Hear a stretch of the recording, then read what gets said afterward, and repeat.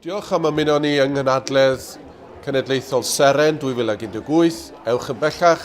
Thank you for joining us in the Seren National Conference 2018, Above and Beyond. Dyma sesiwn.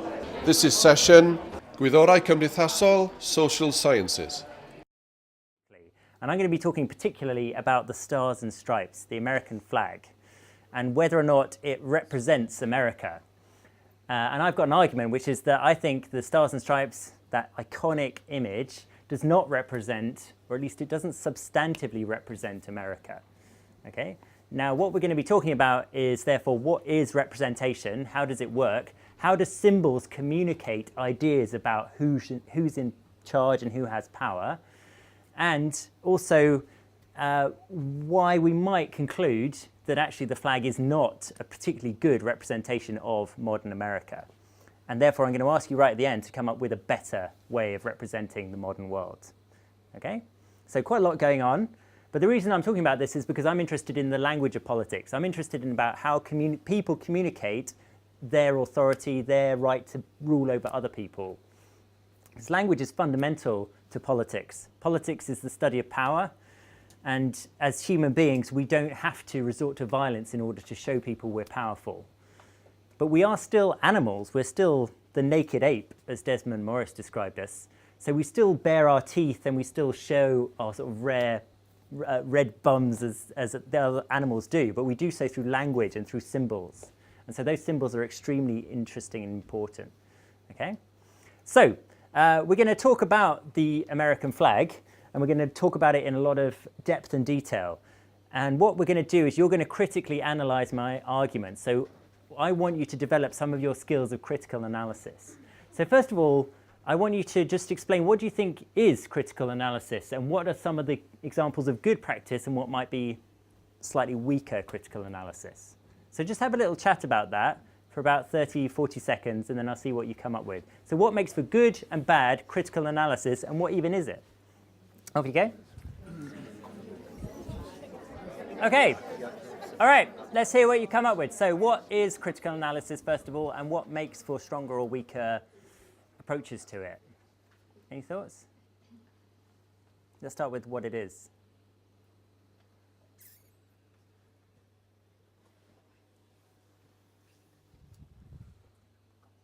Come on. It's a safe space. You got something?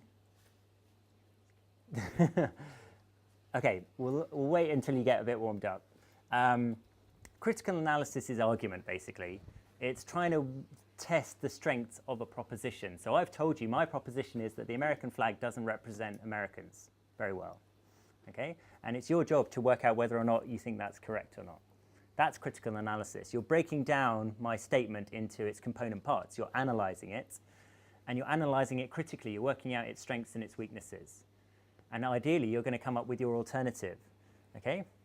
Now, some of the tricks to analysis are to start at the absolute foundations, the basics. What happens a lot of the time is when you're confronted with an argument, with a question in an exam or what have you, or an interview, you might just slot in existing knowledge and existing ways of thinking in order to try and analyze the problem at hand. But you need to think much more like a toddler would. Toddler has no preconceived notions. They haven't experienced any of these things before, so they don't go down the predictable paths. They just think from first principles onwards. And I'm going to show you what that means with regards to the American flag shortly. Okay? So that's the setup. And by the end of this session, hopefully you'll understand better what it means to be a strong critical analyst, because frankly, that is the skill that we are developing in social sciences degrees. It's the thing that will make you all very, very wealthy, because it empowers you to master doubt. Doubt is ubiquitous, it's everywhere. If you're a business person who's trying to convince shareholders to invest in you, if you're a lawyer who's trying to make sure that your client is let off, if you're a charity worker who's trying to make sure that you take a greater number of donations in the next year, you are managing doubt. And your capacity to convince people that you can solve the problem will make you powerful. And that's why we train people in it at the highest level. That's why we make you write essays on all sorts of random subjects, because it develops your skills of critical analysis. Okay? So, the US flag, right? Let's talk about it. Now, I started with an argument that it doesn't represent America. So you're all familiar with this, right? You know what it looks like? Yeah? I said it doesn't fully represent Americans. So what you should always start doing when you're critically analysing, start from the beginning. Unpack my question and what you think parts of it means. So first of all, the American flag. I used the definite article. Is there only one? No, right? There's one for every single state in America. There's multiple ones for different branches of the US government. Every branch of the US military has its own special flag. How many branches of the US military are there? 5. How many branches of the US Secret Intelligence Service are there? 17, right? All of them have their own flags. So even my reductive beginning, the American flag, is empirically wrong because there isn't only one. But of course, that would be a little bit, you could argue, over-analysis, because when we talk about the American flag, we mean the national flag, the stars and stripes, the Star-Spangled Banner, whatever you want to call it. Okay? Now, I'm suggesting it doesn't represent people. What does it mean to represent someone? And using symbols to represent someone. Let me make that question a bit more concrete. Who here sees those images that signpost the toilets, the stick man and the stick woman, and thinks that they represent you? How many women here are wearing pink dresses today? Because that's what the little female symbol seems to suggest you all wear. How many men are stood like this, wearing blue? Okay, those are acts of symbolic representation, but they don't represent terribly well. If you think about what representation means, you've got to think about it very literally. It's a representation. It's presenting something in a different context. So in the case of the toilet doors, it's trying to represent you on a toilet door. But it's trying to do so in a generic way so that everyone who's male and everyone who's female can associate with those symbols. So it has to simplify. It has to. It couldn't just put literally all of our faces on all of the correct toilet doors, because that would just be too busy on the eye, right? You just spend all the time working out whether that door was right for you. So it has to simplify. That's what symbolic representation does. But sometimes it simplifies so much that it causes quite grievous violence to reality. Some people are genuinely annoyed by the custom of the female figure always wearing a dress. This is quite an archaic feminization, this idea that women wear pink pastel shades and wear dresses is a bit 1950s, isn't it? So you've got to think about these things because they're everywhere. Now, I want you to think about the American flag. Okay? Tell me some interesting things about it. So first of all, have a chat amongst yourselves. I want you to analyze what you think is interesting about the symbolic representation and why I might be tempted to argue that it does not represent Americans fully. Okay, so have a chat, talk about its attributes, and talk about what you think about it. Okay, all right, what have you got? Tell me some of the interesting features. Yes? There's 50 stars for all the states, but there's certain places like Puerto Rico that aren't really a state but are part of America and they're not represented. Fantastic, right, that's absolutely correct. So there are 50 stars representing the 50 states. The states have been fully admitted to the Constitution, but as you completely rightly suggest, there are parts of America that are governed by the American government, where the people have American citizenship and American passports, but they don't have a star because they don't have statehood. Puerto Rico is a very important example. Other examples include Washington, D.C., the District of Columbia, where the capital is, where the president lives, is not a state, doesn't have proper representation in Congress. The US Virgin Isles, Guam, and somewhere else I can't remember. Anyway, that's a great example. So even just from the number of stars, it doesn't properly represent America. Okay, so that's an excellent observation. Anything else that's notable about the flag? What about the stripes? What do they represent? Amendments? No. It's a good guess, though. There are 27 amendments, so it would be a much more stripy flag if there was. Yes, exactly right. So it's the 13 original British colonies that formed the United States. Does anyone know which one was the first to join the Union? This is proper pub quiz trivia territory now. Yeah? It's a good guess. It's not right. It's Delaware. Delaware is technically the oldest state of the Union. Anyway, you didn't need to know that. Now, we need to go even deeper though, right? Because as I said earlier, when you want to be good at analysis, you need to avoid using old habits. Now, I'm not trying to criticize what you've just said because that was all very good thinking. But to be really exceptionally good at analysis, you need to strip away all of the routines of thought that you have in your mind. Your mind, according to behavioral psychologists, tends to work quite fast. In other words, you just apply existing solutions to new problems, but you need to take it slow. Start from the beginning and ask why about everything. And why and what. Like I say, act like a toddler. Act like a toddler who's never seen the flag before. So first of all, a toddler might ask, right, here's my toddler. He would probably ask, what is a flag? Okay, just to start at the very, very basic. What is a flag? What constitutes flagness? What, for instance, is this?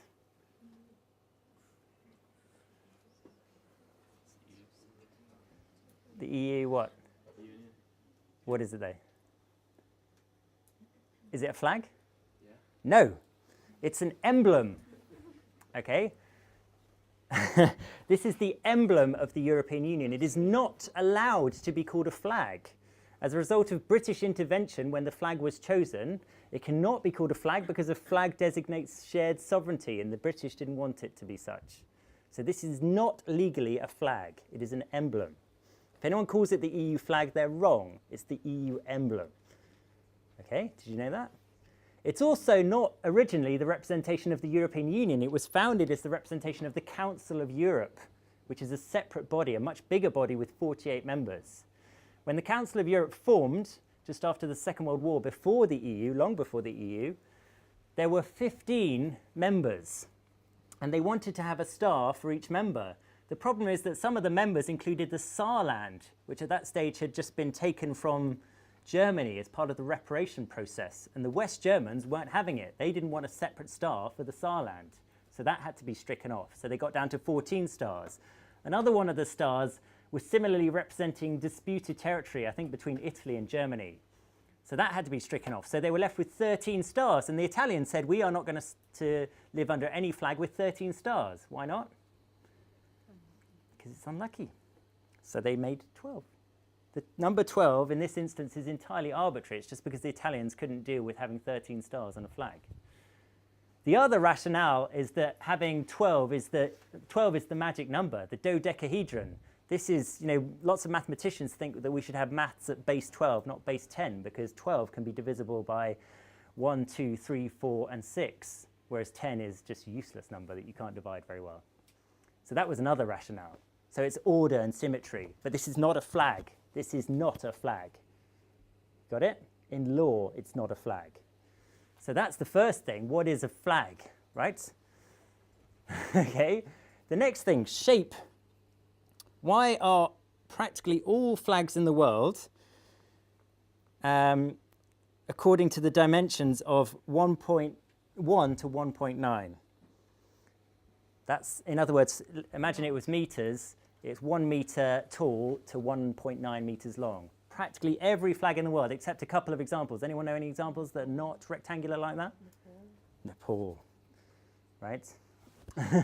Excellent. Nepal has these gorgeous triangles, which is very unusual. Any other examples of non-rectangular flags? Switzerland, square. I think Qatar is rectangular, but it's not the same dimensions. It's a bit longer. Okay, so why are practically all the world's legally recognized flags, i.e. recognized by the United Nations as representing that country in law, why are most of them basically 1:2 ratio? See, that's the sort of question a toddler would think of, maybe not quite in those terms, but they basically ask, why is it rectangular? Why isn't the whole flag star-shaped? Yes, they do follow the crowd. That's completely right. Humans are, well, they're just creatures of habit. We just do whatever other people do. But why are we such sheeple? What is the origin of rectangular flags? Where do you think you might originally have seen these?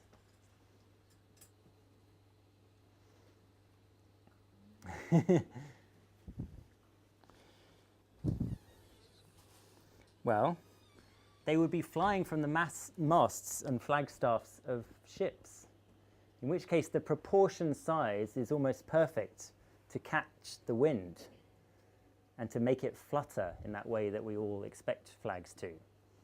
So originally, flags were used as a way to designate the legal ownership of ships at sea. But we still use it because not only are we sheeple, we're lazy as hell. Right? The technology that we're talking about is 400 years out of date.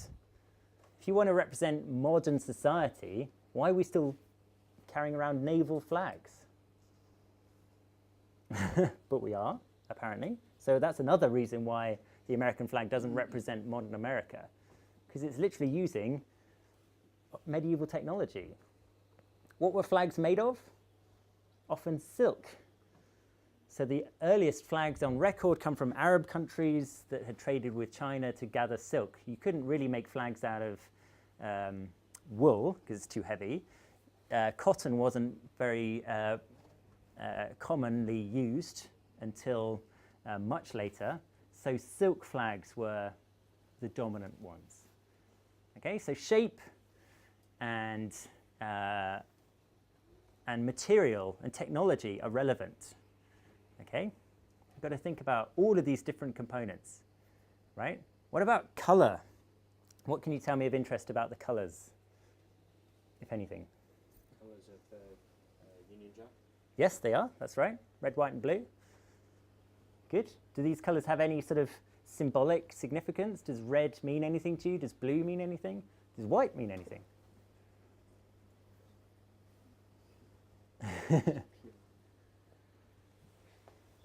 Yeah, purity for white is very common. That's right.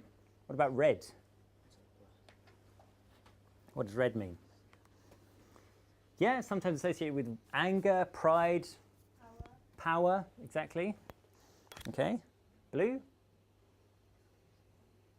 Blue is often associated with royalty, aristocracy, because blue is a very expensive dye and very difficult color to reproduce. Okay. Stripes, is there any significance of having stripes? Why do prisoners in pop culture wear stripes? It can be more flattering, but stripes also often designate the other, the outsider, the rebel. This is a rebel flag, right? The Americans were flying it when they were revolting against the British.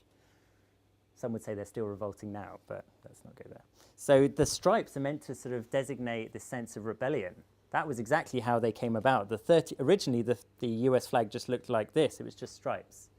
And it was an act of rebellion. It was saying, we are sort of negating you. We are the rebels. And they were making use of Republican colors. Red, white, and blue, in their mind, was also associated with republicanism. This idea of having a citizen government rather than being led by a king, which is what they were trying to overthrow. So the colors are very significant. But another thing about us all being sheeple and lazy is that there is literally only one flag in the world that's recognized by the UN as a national flag that has neither red, white, nor blue in it. Big kudos for anyone who can tell me what it is.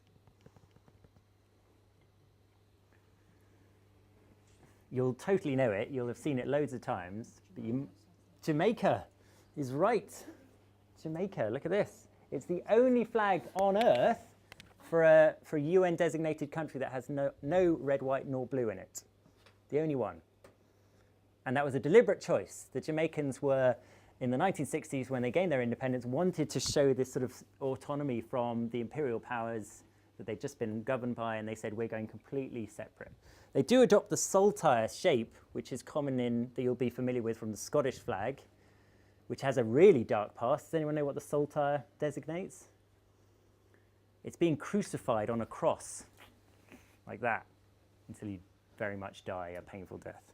So that's what that symbolizes. So the Jamaican saltire is the only flag on Earth that doesn't have red, white, or blue in it. And those colors have significance. They're not arbitrary. People thought about it very carefully. Okay. Now, let's go a bit deeper into the stars. What can you tell me that's interesting about the stars? And we've already noted that there are 50 of them, but think like a toddler. What else would a toddler ask about the stars? Identical. Yeah, they're identical. Good. And they're symmetrical. Good, absolutely. What's the significance of that, do you think? Uniformity. Good, yeah. It looks neater. It also simplifies it. It makes it easier to sort of to navigate with the eye. Excellent. See, this is thinking like a toddler. What else might toddlers ask?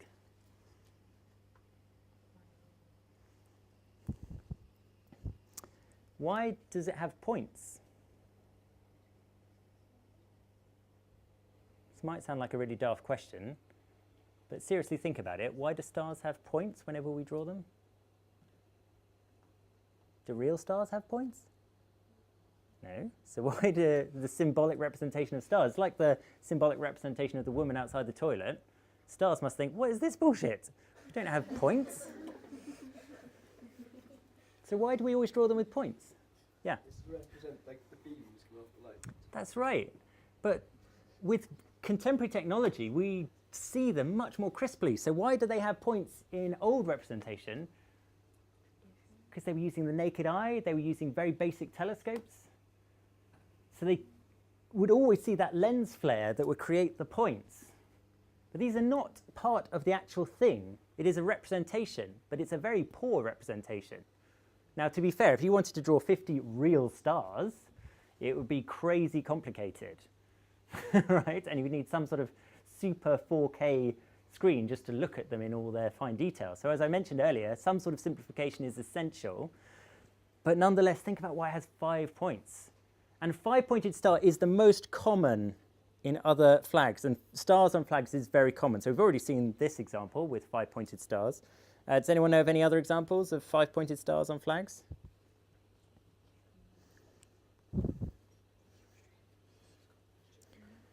Does anyone know what this one is? This is Bosnia and Herzegovina. It's quite a modern one. Still has 5-pointed stars. China is right. China has all 5-pointed stars. Check out this. Does anyone know what this awesome number is with a machete and a gear wheel? It is, well, formerly communist. It's Angola. Look at that. That's so wicked. With a machete. And a 5-pointed star again, right? Can anyone tell me flags with stars on them that are not 5-pointed? Oh, lots of Arab flags as well, by the way, because they have the crescent moon and the 5-pointed star. New Zealand is correct, yes, and Australia. So Australia and New Zealand have 7-pointed stars with one 5-pointed star. Can anyone tell me the significance of what the pattern of stars is here? Because you've mentioned the symmetry, which is right. Kind of. It's a particular constellation. It's called the Southern Cross. Okay. The reason it's significant is because of this. It forms a crucifix. Okay? So whenever people looked at the stars in the sky, they saw what they wanted to see, which in the instance of Australians was a crucifix. Okay? So that's the Southern Cross formation, and you see it on the New Zealand flag as well, exactly the same. You also see it on this wonderful piece of work, which is what? Brazil. And if you zoom in, you can see the Southern Cross is there as well, right in the middle. Okay, again, representing a crucifix. So why would the American flag have a symmetrical constellation, not an existent constellation? The flag of Alaska, for instance, has the Big Dipper constellation on it, but the Americans went for a very sort of careful, symmetrical form. What's that all about? To like show order. Yeah? Good, it does. It does indeed show order. Anything else? I mean, there's no right answer to this, just think about it. Yes, good, absolutely. I mean, they are meant to be a new constellation. That's the idea. It's still fitting in with this rebel mentality. We are a new constellation of stars. Oh, how sweet, right? And so we don't need to use the Southern Cross. We don't need to use existing constellations because we are new, we are fresh, we are rebels. So hence the symmetry of it. Okay? See how we're getting much deeper? Why 5 points? Why not 6 points like the Israeli flag Star of David? Why do so many representations of stars have 5 points? Well, this sort of this very cool one is technically a star. This is the flag of Argentina with a sun on it, with loads of points. Why 5 points in the American case? Does anyone care to guess? Remember, they're trying to be rebels. Well, basically, 6-pointed stars was what all English nobles used to use. So in English heraldry, most stars were with 6 points, much sharper than the Star of David, but with 6 points nonetheless. So they couldn't have a 6-pointed star. There were designs to work out whether or not it would be better, but they decided against, like this, 6 points. So people spoke about this as a possibility, but then they said it would look far too much like an English bit of heraldry, and they can't allow it. Can anyone tell me or guess when the earliest representation of a star with 5 points has been discovered in human history?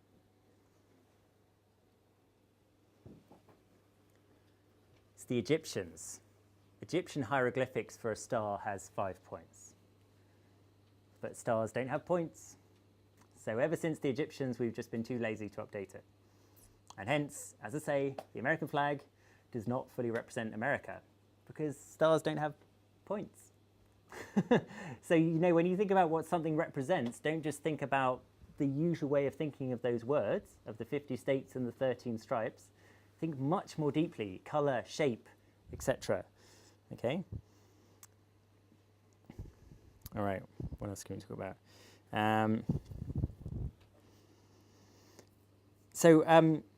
What are flags actually used for? What is the purpose of having a flag?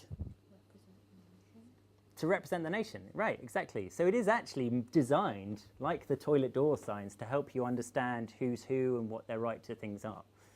So I think we need to go a little bit deeper into what it means to actually represent.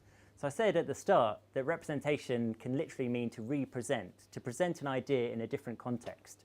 So if you see the American stars and stripes, you know, regardless of where you see it, that you're dealing with something or someone that is American. Okay, so in that sense, it's very effective representation because it very efficiently communicates an idea, a concept. Okay, but what I would argue is that it only represents it in the formal sense, in the legal sense. It is recognized in law that it is a flag, not an emblem, of the United States of America. Okay? But I don't think it works very well in any other sense of representation. It doesn't describe America very well, for instance, because as you rightly pointed out, it doesn't include Puerto Rico, and it doesn't include Guam and Washington, D.C. So it doesn't actually tell us what America's like, because America has more than just 50 states. Okay? It doesn't substantively represent its own contents, because stars don't have points. I'm perhaps getting a little bit het up about this, but it's true. Okay. It also doesn't even really substantively represent the ideals of America. I mean, yes, okay, America is a Republican government and it's got Republican colors in it, but America is no longer a rebel nation. I mean, they're still living under a rebel flag. Okay. So all of these things are interesting deviations from representation. And even in terms of technology, the fact that the flag is a 1 by 1.9 dimensions, designed to be made out of silk and flown from a ship's mast, suggests that it doesn't represent the 21st century. And this is where you lot come in. Okay? I want you to spend the next 5 minutes thinking of a better symbol for America, something that will be 21st century. So think about the technology that you would use. You don't need to hang your flag off a ship's mast. So you could think about, well, what if we have a phone case as the new flag? Flagness can be completely transformed. You might have a hologram. You might have some sort of technology that we have that is better representative of the modern world. You also need to try and represent what America is, its ideals, its ambitions, who it is as well. So whether or not it represents just 50 states or if it's more complicated than that. So think very carefully about how you would improve on one of the most iconic symbols in human history, the American flag. Because as far as I'm concerned, it's not terribly good at representing America. Okay, off you go. I'll give you 5 minutes. Okay, so hit me. What have you got? What are your ideas? A new way of representing a country that's going to do better than one of the most iconic symbols. A big gun. Gum? A big gun. A big gun. Shooting up and scaling leaves are like. Oh, cool. So it's utilizing modern technology, so it's not... But the gun could also have a link to the past. A big gun. Oh, a beacon, sorry. I thought you said big gun. Sorry. My apologies. Okay. A big gun, I thought that was being a little bit close to the bone, but yeah, fair enough. A beacon, cool. With lasers, what sort of colours for the lasers? We didn't really think about it, we don't know. Colour's so important. You've got to think about colour. So we're going to say the red and blue, but that's the same as a flag, isn't it? But that's all right. I mean, you could say we want to keep that sort of nod to the past. We want to keep that iconic colour configuration, but just have this cool new technology. That'd be awesome. Where would you put your beacon? Or would it be something that everyone can have outside their house? Oh, I don't know. All right, because there are very strict rules about flag ownership in America. You're not allowed, for instance, for your flag to be flown at night. There are only 3 places in the US that have been given license to fly a flag at night, and if it is flown at night, it has to be properly illuminated. It's never allowed to touch the ground. If it touches the ground, you can be prosecuted for an offense. You know that? So, there are lots of regulations around flags. Thank you for that. Beacon / big gun. Quite like. I think I almost prefer big gun. That's right. Any other ideas? This is a completely open, right? There's obviously no wrong answers, no bad answers. Be confident. Tell me something. Surprise me. Yeah. Just have text spelling out why you need symbols. Yeah, of course. That's right. I mean, so one of the most effective symbolic representation media is text. So what text would you have? Literally just the United States of America. Okay. But would you still have it on that sort of rectangular, iconic shaped Yeah. flag? With the same colours in it, so like people would still kind of know it was America. But then like if you changed it too much, people wouldn't recognise it. True. And America just the political landscape always changes, so nothing's going to please everyone. Very true. Keep it simple. Okay, good. But at least with your design, you're integrating parts of America that are not currently represented on the flag, like Puerto Rico. I mean, that sounds quite American, doesn't it? If you just have like really bold font, USA, with loads of like exclamation marks or something like that. That sounds really cool. All right. Any other ideas? I mean, like I say, the sky's the limit. You know, if you think about modern technology or what makes us as modern humans, we're all obsessed with our phones. So I thought some sort of phone case that has some sort of symbolry on it, maybe with a real star etched in by lasers, with much more fine-grained detail of all the different sort of gas particles. It'd be so cool, right? You could have something that was microscopic. You could have something that made of nanotechnology. It wouldn't be particularly good at communicating I'm American because you wouldn't be able to see it without special technology, but maybe that's part of its charm. You're sort of showing off at how advanced your technology is. There is no civilization on Earth that's been as advanced as the Americans are now. So perhaps they should show that off a little bit more. Anyway, the point of this whole session is to think about what it means to represent. This is a word that's thrown around an awful lot. And language is the primary means by which we represent ideas, by which we say what we think we are or what we think should be done.